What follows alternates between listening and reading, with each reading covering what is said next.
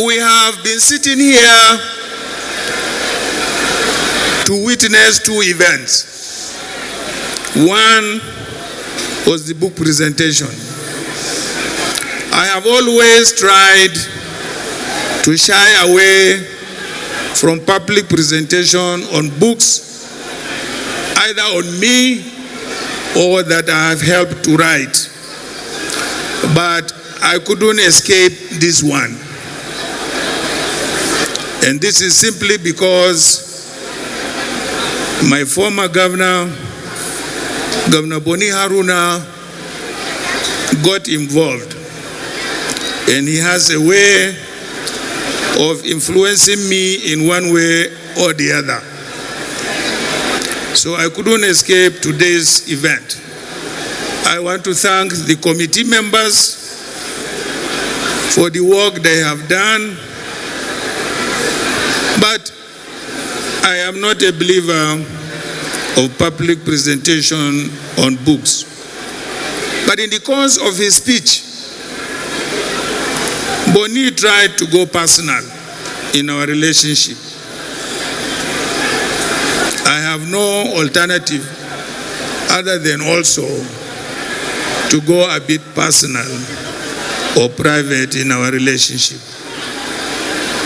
When Boni became the governor, I said to him, Boni, I know, having been a teacher and a public servant, when you become a governor, the first thing you do, you think of how to build a house and own a jeep or a car. I don't want you to think about that. I'm going to build a house for you, and I'm going to buy a jeep for you.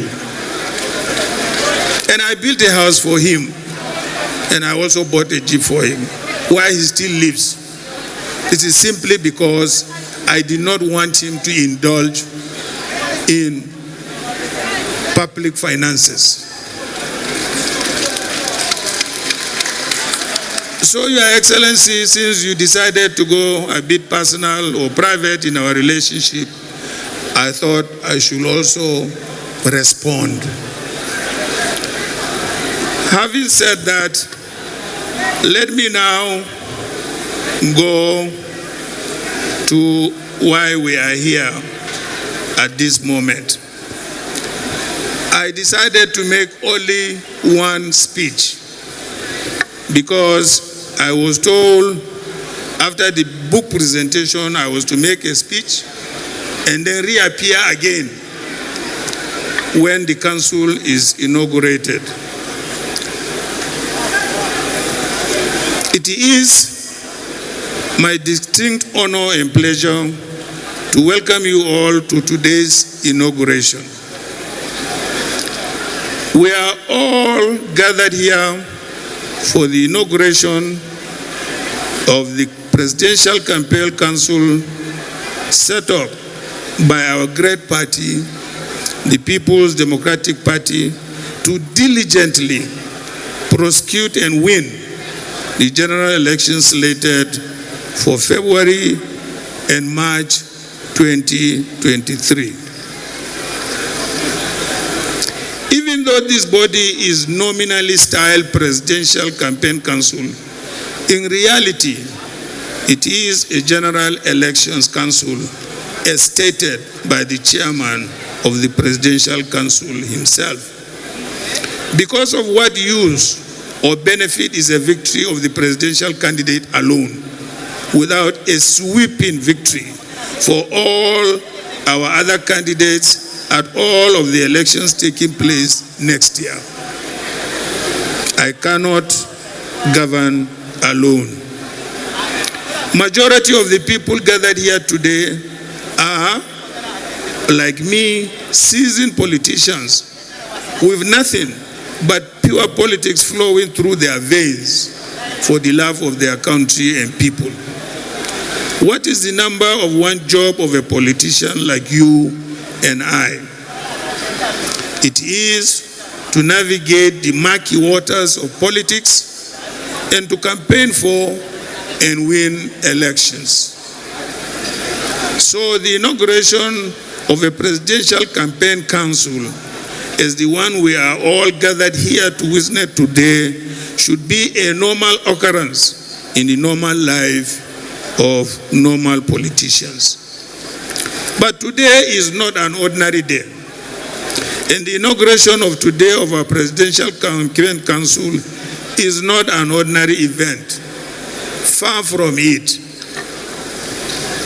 In May 2015, our great party, the People's Democratic Party, in an orderly, peaceful, and rancor-free manner, handed over the reins of government at the center to the opposition party, the APC, having lost the presidential elections a few months earlier. 4 years later, in 2019, and in spite of the drift, economic desolation, challenges of insecurity, and massive dislocations to the lives of our citizens witnessed under the APC government in those years, and notwithstanding that our great party had put before the Nigerian people a demonstrably better plan for recovery and development of our nation, our party was once again schemed out in the elections held that year in the most devious manner. It is a testament to the patriotism, dedication to constitutionalism, and law and order, and the unshakable belief in the rule of law and the supremacy of the cause in our land that our great party, the PDP, chose and pursued redress in the one and only way laid down by law and our Constitution through the courts. Of course, you all know how that ended, so there is no need to bore you with details. Since the loss at the polls of 2019 till now, and under the watch of the current APC government, our dear country has witnessed a frightening descent into anarchy. To start with, the current government has failed at the very essence of what makes a government, the security of lives and property of its citizens. Our security challenges are legion, and I do not need to rehash them here. Everybody has testified to that. Our economy is in shambles. Growth has stagnated, and our people are facing massive existential challenges daily and can barely make ends meet. Our nation is in disarray. The fabric of unity that binds our country is today being torn apart by mutual distrust, ethnic and sectarian strife, and we are now more disunited than we have ever been in our history, including even when we fought a civil war. Our educational system is comatose. Nothing more underscores this than the twin embarrassing facts of the number of children that are currently out of school, 20 million according to UNESCO, and the length of time that university students have been kept out of their classrooms this year as a result of the ASU strike. Our system of government is broken. Our current system is unfair, unwieldy, towards favoring the federal government at the expense of the other federating units, and has in itself become a willing tool for underdevelopment and corruption. This kind of system of government is no longer suited to the challenges of a 21st century economy that works for everyone and that is needed to bring development closer to our people. But all hope is not lost. We have a plan to address these issues and to arrest the drift of our nation. These plans have been laid out in my policy proposals titled My Covenant with Nigerians. Our plans for Nigeria and Nigerians are as follows: to restore Nigeria's unity through equity, social justice, mutual collaboration, and consensus among our diverse peoples.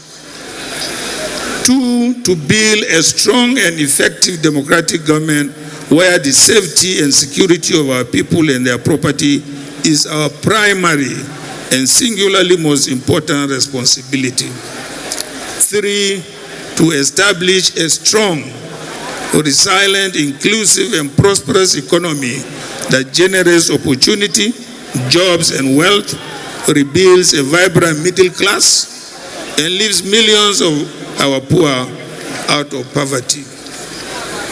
To encourage the adoption of a true federal system where all the federating units are equal and has a fair and representative federal government that secures our borders, defends our people, and ensures national unity, while allowing the federating units to develop and grow in line with priorities which they have set on their own. To redevelop, invest, and strengthen our educational system in order to provide its recipients with the education and skills needed to compete in the new global order driven by innovation, science, and technology, as well as to live healthy, productive, and meaningful lives. To undertake these tasks, the members of our great party, the PDP, have graciously granted me the ticket to lead the party in next year's presidential elections, with the singular mandate to come and lead the efforts to cure these ills. So, what is our task that we are gathered here today to undertake? It is beyond merely coming together to inaugurate Presidential Campaign Council. No. Our task today is to come together to rescue and rebuild our beloved country, Nigeria.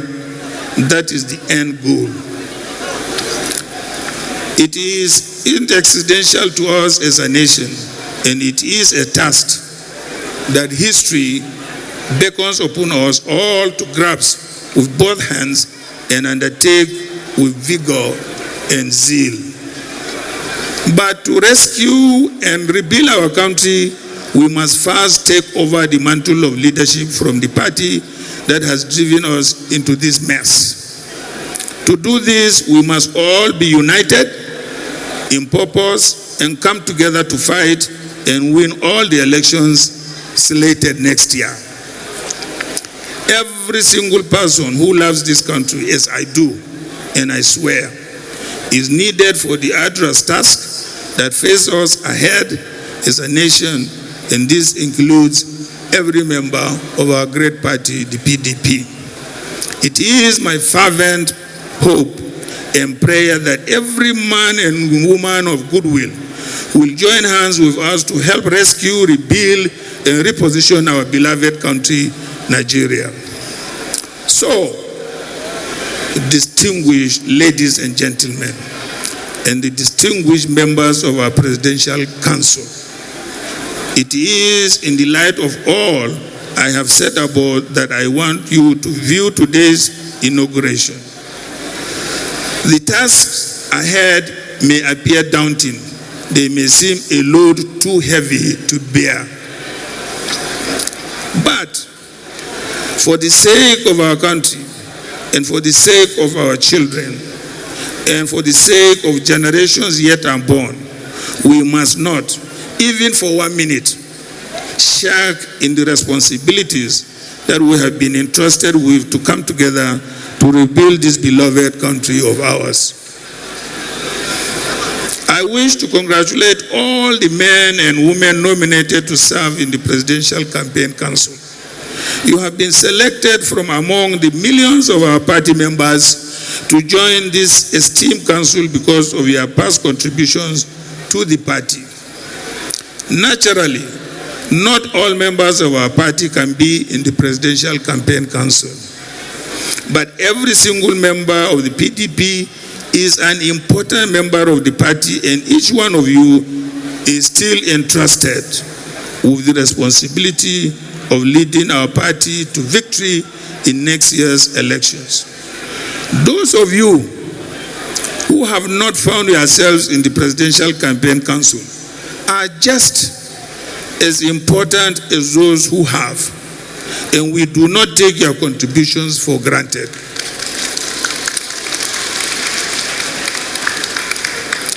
I wish you all the very best in your endeavors, and I welcome you all as you join me to lead the efforts to win next year's general elections and help rebuild our country.